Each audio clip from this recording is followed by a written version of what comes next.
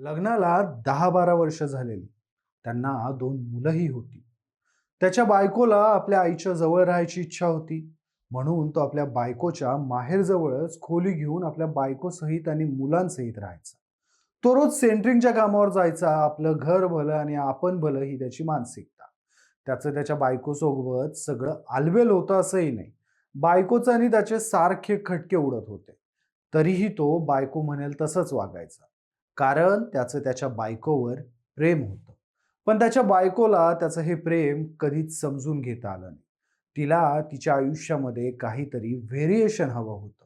ज्याचा सुगावा तिच्या नवऱ्याला लागताच त्यानं आपल्या बायकोला वॉर्न केलं. त्यानं तिला थांबवण्याचा प्रयत्न केला, पण ती ऐकण्याच्या पुढं गेली होती. आणि त्यातूनच तिच्या नवऱ्याने असं पाऊल उचललं, की राज्यभर आता त्या नवऱ्यासाठी हळहळ व्यक्त व्हायला लागलीये. त्या बायकोला कठोरात कठोर शिक्षा द्यावी अशी मागणी पुढे यायला लागली. खरं तर पती-पत्नीचं नातं हे अत्यंत पवित्र आणि विश्वासाच्या नाजूक धाग्यावर विणलेलं असतं. मात्र या घट्ट नात्यात जेव्हा अचानक एखाद्या तिसऱ्या व्यक्तीचा प्रवेश होतो, तेव्हा संपूर्ण कुटुंब कसं मुळासकट उद्ध्वस्त होऊ शकतं, हेच या घटनेतून पुढे आलंय. ही घटना सोलापुरातील आहे. सोलापुरात जाकीर अब्दुल रज्जाक पटेल या पुरुषानं आपल्या पत्नीपायी आता स्वतःचं आयुष्य संपवलंय. पण या प्रकरणात झाकीरच्या बहिणीनं पुढे येत अनेक खुलासे केलेत. झाकीरनं आत्महत्येपूर्वी रेकॉर्ड केलेला स्वतःच्या बहिणीच्या नंबरवर पाठवलेला व्हिडिओ तिनं समोर आणलाय. त्यामुळे या संपूर्ण प्रकरणाला कलाटणी मिळाली आहे. नक्की काय झालंय सोलापुरात आणि झाकीरच्या बहिणीनं आणखीन काय खुलासे केलेत हेच जाणून घेणार आहोत या व्हिडिओच्या माध्यमातून. नमस्कार, मी शशी आणि तुम्ही पाहताय कट. वैवाहिक जीवनात विश्वासाला तडा गेल्यानंतर त्याचे परिणाम किती गंभीर आणि दुर्दैवी असू शकतात याची प्रचिती देणारी आणि मन सुन्न करणारी घटना आता सोलापुरात घडली आहे. सोलापुरातील जाकीर अब्दुल रज्जाक पटेल हा जुना विडी घरकुल भागात राहायचा. जाकीर हा सेंटरिंगचं काम उदरनिर्वाहासाठी करायचा. आपल्या बायका मुलांसोबत तो या भागात राहत होता. खरं तर त्याच्या सासूरवाडीकडचे या विभागात राहत होते. त्याच्या बायकोचा हट्ट होता की माझ्या माहेरच्या लोकांच्या जवळच राहायचं, म्हणून बायकोच्या हट्टाला मान देत जाकीर इथंच राहायचा. पण मंगळवारी रात्री 8 वाजता घरी कोणीही नसताना जाकीरनं अचानक घरातल्या सिलिंग फॅनच्या साहाय्यानं स्वतःला फाशी लावून घेतली आणि आत्महत्या केली. त्याच्या घरच्यांना जेव्हा हा प्रकार निदर्शनास आला, तेव्हा त्यांनी जाकीरच्या घरच्यांना म्हणजेच भावाला, बहिणींना याची माहिती दिली. घरगुती वादाला कंटाळून जाकीरनं आत्महत्या केली असावी असा प्रथमदर्शनी तपास होता.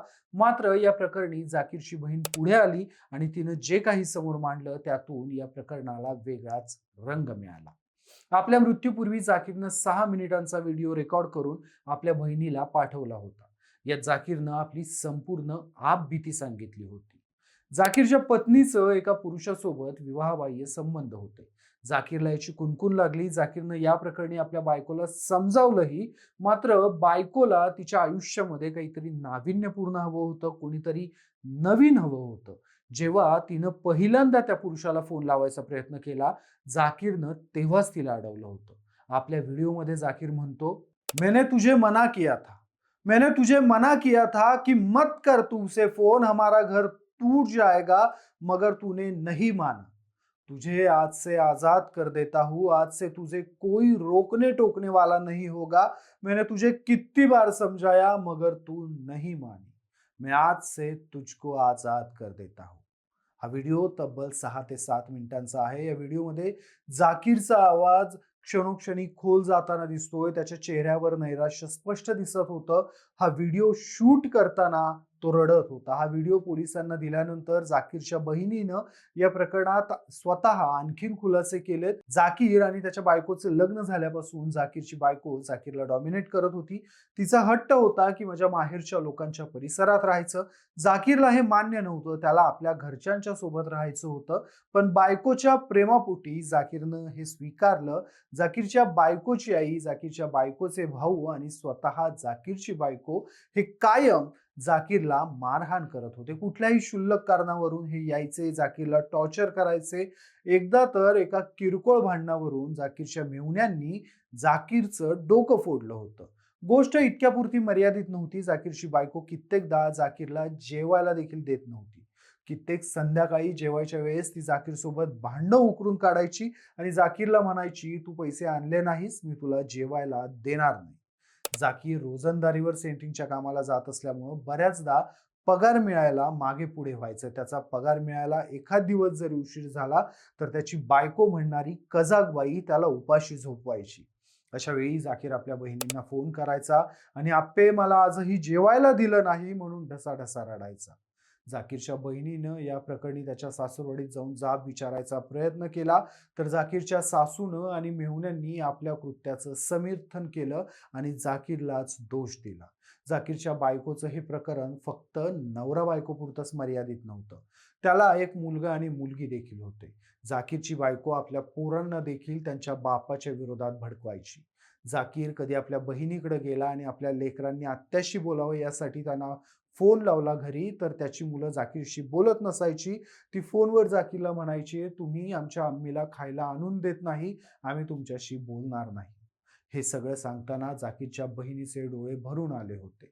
वास्तवात जाकीर स्वतः कामाला जायचा, प्लस त्याचे भाऊ देखील, आपली भाऊजाई कजाग आहे, भांडखोर आहे, आपल्या भावाला त्रास देते म्हणून त्याचे दोनही भाऊ त्याला मदत करायचे. यासोबतच जाकीरच्या बहिणीनं जाकीरनंच तयार केलेल्या व्हिडिओच्या अनुषंगानं आणखीन एक मोठा खुलासा केलाय. जाकीरची बायको गेल्या काही दिवसांपासून एका तरुणाच्या संपर्कात आली होती. जाकीरला ते खटकत होतं. जाकीरनं आपल्या बायकोला त्या तरुणाच्या संपर्कात राहू नको म्हणून बजावलं देखील होतं. मात्र त्याच्या बायकोच्या दृष्टीनं जाकीरची किंमत अशी ही शून्य होती. ती जेव्हा जेव्हा त्या पोराला फोन करायची, तेव्हा तेव्हा जाकीर तिला अडवत होता, आपला संसार तुटेल म्हणून समजावत होता, आपली पोरं रस्त्यावर येतील म्हणून सांगायचा.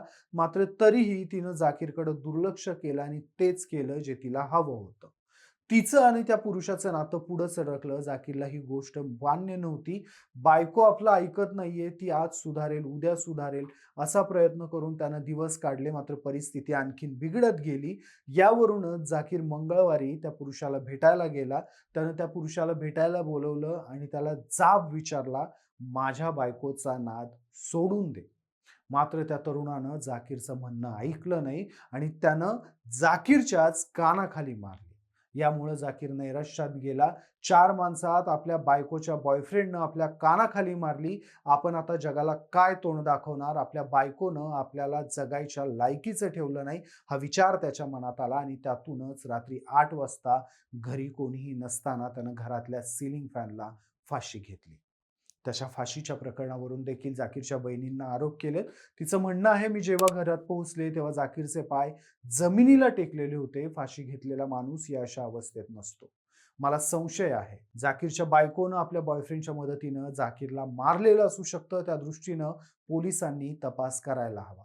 या प्रकरणी पोलीस आता पुढील तपास करतायत. जाकीरच्या बहिणींकडून पोलिसांनी जाकीरचा तो शेवटचा व्हिडिओ ताब्यात देखील घेतलाय. मात्र या घटनेनं अनेक प्रश्न उपस्थित केलेत. अनेकदा एखादी व्यक्ती बाहेरून पूर्णपणे सामान्य दिसत असते, ती हसत असते, बोलत असते, आपले दैनंदिन जीवन जगत असते, पण तिच्या मनात किती मोठं वादळ सुरू आहे याची कल्पना आजूबाजूच्या लोकांना नसते. नैराश्याचे परिणाम किती गंभीर आणि दुर्दैवी असू शकतात हे या घटनेवरून सिद्ध होतं. आपल्या जोडीदाराकडून आपली फसवणूक होतीये हे लक्षात आल्यावर जाकीरनं स्वतःचंच आयुष्य संपवलं. अचानक घडलेल्या या प्रकारामुळे जाकीरचे भाऊ बहिणी यांना मोठा मानसिक धक्का बसलाय. एका हसत्या खेळत्या तरुणाचा आपल्या बायकोच्या लफड्यामुळं असा करुण अंत झाल्यानं सोलापूर शहरात आणि विशेषतः त्याच्या स्थानिक परिसरात कमालीची शोककळा पसरली. तुर्तास या घटनेवर तुमची मतं काय आहेत मला कमेंटमध्ये सांगायला विसरू नका. या व्हिडिओला लाईक आणि शेअर देखील करा आणि अशाच क्राईम अपडेट्स मिळवण्यासाठी कट टू कटला सबस्क्राईब करा.